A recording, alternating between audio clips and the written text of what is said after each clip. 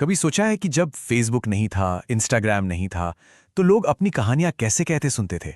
खैर, इसका जवाब है भारत के लोक रंगमंच की रंगीन दुनिया में।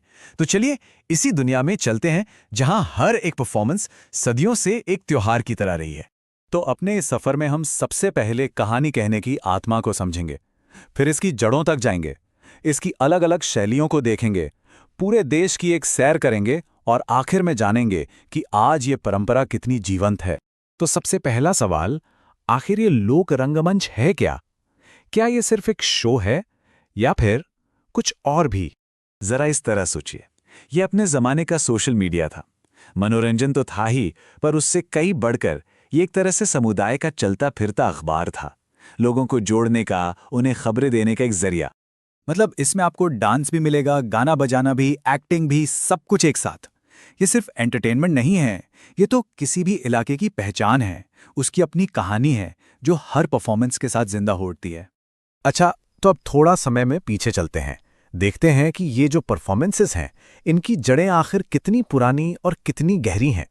जरा सोचिए, हम बात कर रहे हैं लगभग 5000 साल पहले की, जब दुनिया के कई हिस्सों में शायद थिएटर का नामो निशान भी नहीं था। तब भारत में इसकी नींव रखी जा रही थी।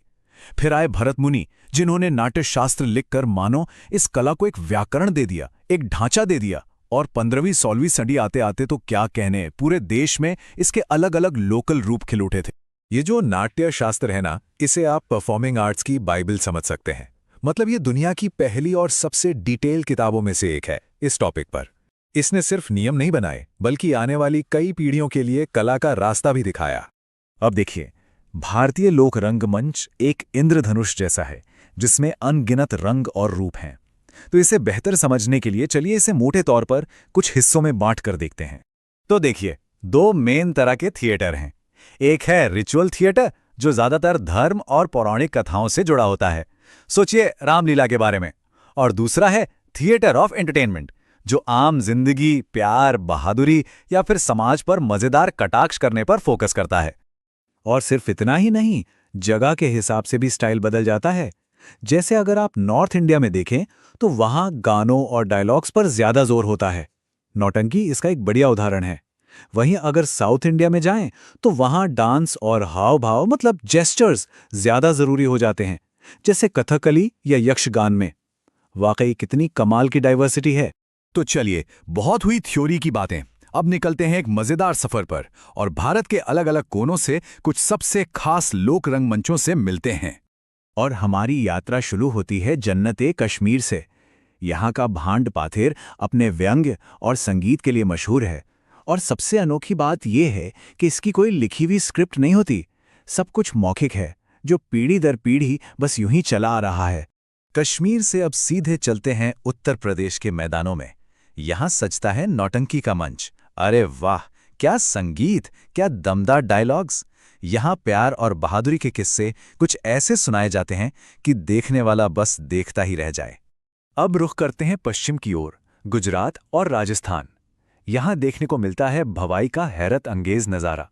जरा कल्पना कीजिए, एक कलाकार अपने सिर पर एक के ऊपर एक कई सारे मटके रखकर बैलेंस बना रहा है और साथ में डांस भी कर रहा है। मतलब गजब का हुनर और संतुलन चाहिए इसके लिए। और हमारे इस छोटे से टूर का आखिरी पड़ाव है दक्षिण में केरल। यहां मिलती है कुट्टियाट्टम की परंपरा, जो कोई 100-200 साल नहीं, बल्कि 2000 साल पुरानी है। जी हां, 2000 साल। ये इतनी खास और पुरानी संस्कृत थिएटर परंपरा है कि यूनेस्को ने इसे मास्टरपीस ऑफ ह्यूमैनिटीज हेरिटेज का दर्जा दिया है।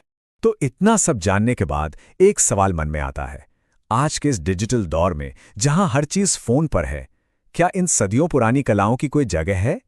क्या ये आज भी मायने रखती हैं? इसका जवाब है बिल्कुल रखती हैं। आज भी ये मंच सोशल मैसेज फैलाने का एक बहुत पावरफुल जरिया है। कभी-कभी तो पॉलिटिकल कैंपेनिंग का भी हिस्सा बन जाते हैं। ये हमारी अलग अलग कल्चरल पहचान को बचाए रखते हैं, लोगों को एक दूसरे से जोड़ते हैं और तो और आज के नए जमाने के आर्टिस्ट्स को भी प्रेरणा देते हैं। मतलब ये साबित करते हैं कि परंपरा कभी पुरानी नहीं होती। तो आखिर में बस यही सवाल रह जाता है, हमारी इस तेज रफ्तार डिजिटल दुनिया में ये पुराने मंच हमें एक साथ आने, एक दूसरे से जुड़ने और कहानियां सुनाने की कला के बारे में क्या सिखा सकते हैं? सोचने वाली बात है ना।